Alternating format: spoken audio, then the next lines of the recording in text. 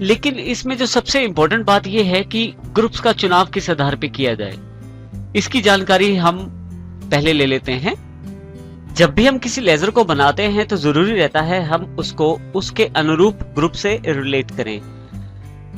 इसीलिए टेली हमारे पास पहले से बने हुए ग्रुप्स की एक लिस्ट अवेलेबल करा देता है, जिसमें से हम उस ग्रुप का चुनाव कर सकते हैं जो उस लेजर से रिलेटेड हो। अब हम बारी बारी से उन सब ग्रुप्स का अध्ययन करेंगे ताकि लेजर बनाते समय हम सही ग्रुप का चुनाव कर पाएं। देखिए, लिस्ट ऑफ ग्रुप्स के अंतर्गत सबसे पहले जो ग्रुप हमारे पास अवेलेबल है वो है बैंक अकाउंट्स के रूप में।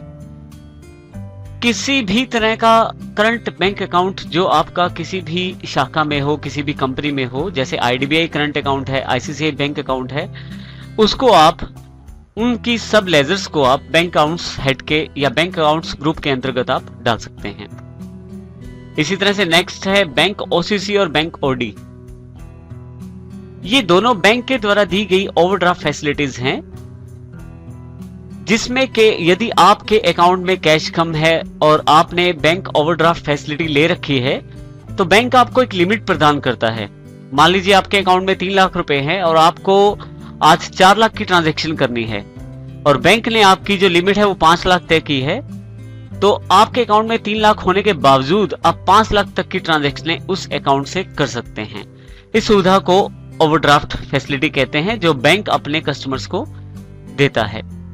इसी तरह से एक और फैसिलिटी बिल्कुल सेम है bank OCC open cash credit के नाम से, जो कि बिल्कुल सेम ओवरड्राफ्ट फैसिलिटी होती है जो स्मॉल और मीडियम एंटरप्राइजेस को दी जाती है।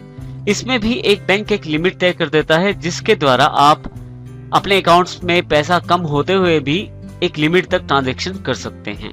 नेक्स्ट जो हमारे पास ग्रुप अवेलेबल है वो ब्रांच और डिविजन्स के रूप में है। कोई ऐसी कंपनी जिसकी बहुत सारी ब्रांचेस हैं अलग अलग राज्यों में या अलग अलग जिलों में, तो वो ब्रांच डिवीजन की सहायता से अपने ब्रांच अकाउंट्स खोल सकती हैं। जैसे कि दिल्ली का ब्रांच अलग खोल दिया, हरियाणा का ब्रांच अलग हो गया, पंजाब का ब्रांच अलग हो गया। इस तरह से हम अलग अलग ब्रांचेस खोल सकते हैं और उन सभी ब्रांचेस को ब्रांच डिवीजन ग्रुप के अंतर्गत हमें रिलेट करना होता है। नेक्स्ट, जैसे कि अभी अभी हमने कैपिटल अकाउंट बनाया है, तो पार्टनर का कोई कैपिटल अकाउंट हो, कोई प्रोप्राइटर का कैपिटल अकाउंट हो, या इसी तरह से कोई कंपनी में किसी तरह का कोई कैपिटल अकाउंट हो, तो वो सभी कैपिटल अकाउंट्स आपके कैपिटल अकाउंट ग्रुप के अंतर्गत ही अवेलेबल हो पाते हैं। हमारे पास नेक्स्ट अकाउंट है कैश इन हैंड। जब भी हम कंपनी बनाते हैं, कंपनी क्रिएट करते हैं टेली में, तो टेली सॉफ्टवेयर स्वयं ही आपको कैश अकाउंट अवेलेबल करवा देता है। इसके अतिरिक्त यदि आप चाहें तो आप अपनी आवश्यकता अनुसार और कैश अकाउंट खोल सकते हैं, जैसे कि पैटी कैश अकाउंट, छोटे मोटे खर्चों के लिए आप पैटी कैश अकाउंट अलग से रख सकते हैं, जिससे कि आपके छोटे खर्चों की जानकारी अलग से बनी रहे।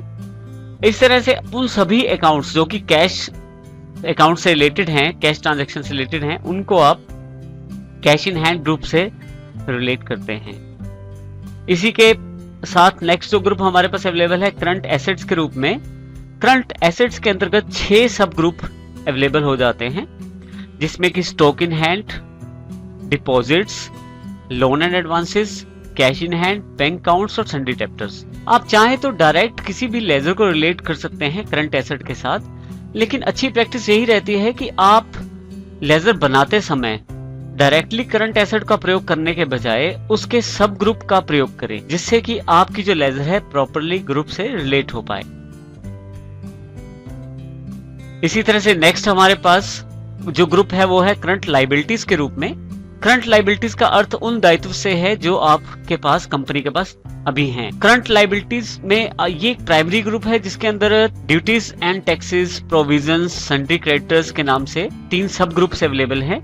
इसमें भी बिल्कुल वही तरीका रहता है कि बिल्कुल डायरेक्ट करंट लायबिलिटीज ग्रुप के अंतर्गत किसी अकाउंट को रिलेट करने से अच्छा है कि आप उसके जो सब ग्रुप्स हैं उनमें से किसी सही सब ग्रुप का चुनाव करके अपने अकाउंट को या अपनी लेजर को उससे रिलेट करें। नेक्स्ट जो हमारे पास ग्रुप है वो है डिपॉजिट्स एसेट्स के रूप में। इसमें हम उन डिपॉजिट्स को लेते हैं जैसे कि टेलीफोन डिपॉजिट, इलेक्ट्रिसिटी डिपॉजिट या रेंटेड डिपॉजिट। सपोज करें आपने दुकान लेनी है किराए पे और उसके लिए आपको कुछ डिपॉजिट देना पड़ता है दुकानदार को पहले, वो आपका रेंटल डिपॉजिट कहलाएगा। इसी तरह से टेलीफोन कनेक्शन जब आप लेते हैं तो कुछ सिक्योरिटी जमा करवानी पड़ती है, वो टेलीफोन डिपॉजिट कहलाएगा। इसी तरह से मान लीजिए आप कंपनी में अपने ऑफिस में इलेक्ट्रिसिटी चाहते हैं, तो मीटर लगवाना चाहते हैं, तो उसके लिए भी आपको सिक्योरिटी देनी पड़ती है, उसको हम इलेक्ट्रिसिटी डिपॉजिट कहते हैं। डिपॉजिट एसेट के अंतर्गत रिलेट कर सकते हैं। वो खर्चे जो आपका ग्रॉस प्रॉफिट या ग्रॉस लॉस निर्धारित करते हैं, उन सभी खर्चों को हम डायरेक्ट एक्सपेंसेस ग्रुप के अंतर्गत रखते हैं।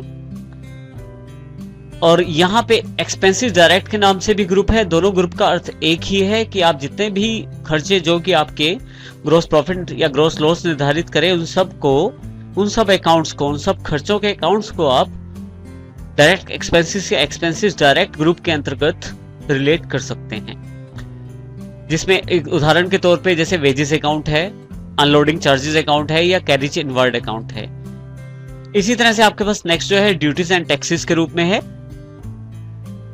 ड्यूटीज एंड टैक्सेस के अंतर्गत जब भी हम किसी चीज को परचेज या सेल करते हैं, यानी कि किसी भी सेल या परचेज की ट्रांजैक्शन के साथ जो हम टैक्स पे करते हैं या टैक्स प्राप्त करते हैं, उन सभी टैक्स का अकाउंट्स बनाया जाता है। जैसे कि हमारे पास सेल्स टैक्स का अकाउंट अलग से, सेंट्रल सेल्स टैक्स का अकाउंट अलग से, और वैट यानी कि वैल्यू एडिड का टैक्स का अकाउंट अलग से बनाया जाता है।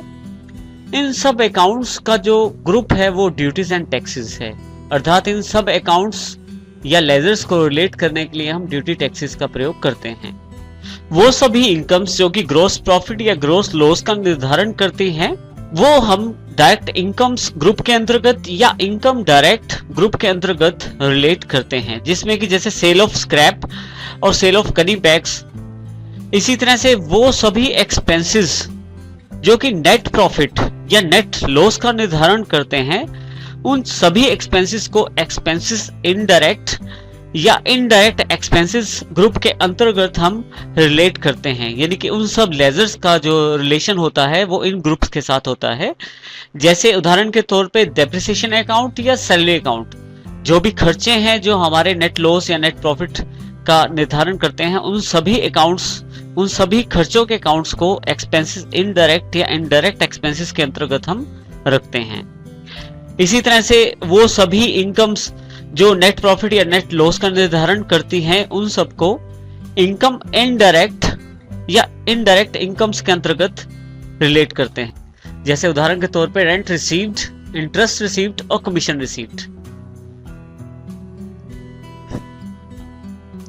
फिक्स एसेट्स में हमारे पास वो सभी एसेट्स जो फिक्स्ड हैं, जैसे plant and machinery, land and building, या इसी तरह से हमारे पास पेटेंट्स, ट्रेड राइट्स हैं। ये सभी प्रकार की फिक्स एसेट्स, उन सब की लेजर्स को हम फिक्स एसेट्स ग्रुप्स के अंतर्गत रखते हैं।